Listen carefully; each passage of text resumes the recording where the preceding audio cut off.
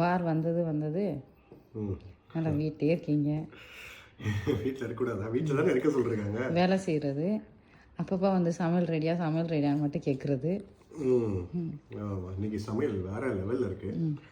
Actually பார்த்தோன்னா ஈரானில் விளையிற ஒமான்ல அவரைப்பயிறு பார்த்தோன்னே எனக்கே ஷாக். ஒமான்ல யாடா இது விளைய வைக்கிறீங்க? அதுக்கு தான் லூலு வா அப்படின்னு நீ மேங்கோலே எடுத்துகிட்டு இருக்க.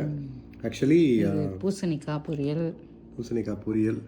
இது வந்து சேப்பங்கிழங்கு இல்லை, அது இந்த சின்ன கிழங்கு, கூர்க்கா கிழங்கு. அது சைனா கூர்க்கா கிழங்கு.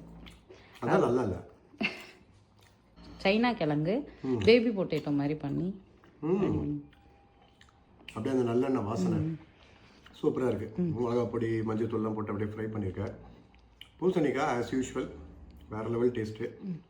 மொச்சை நான் ஒரு பெரிய ஃபேன் இல்லை, பட் ஆனால் அந்த குழம்போட டேஸ்ட் வேறு லெவலில் இருக்குது. ரொம்ப பிடிச்சிருக்கு. அரைச்சி விட்டு பண்ணியிருக்கேன் இல்லை, தேங்காய் சின்ன வெங்காயம்லாம் போட்டு நல்லா அரைச்சி பண்ணியிருக்கேன். ஃபுட் செம்ம டேஸ்ட்டாக இருக்குது. இல்லை, கல்யாணத்துக்கு முன்னாடி பூசணிக்காய் சாப்பிட மாட்டேன்.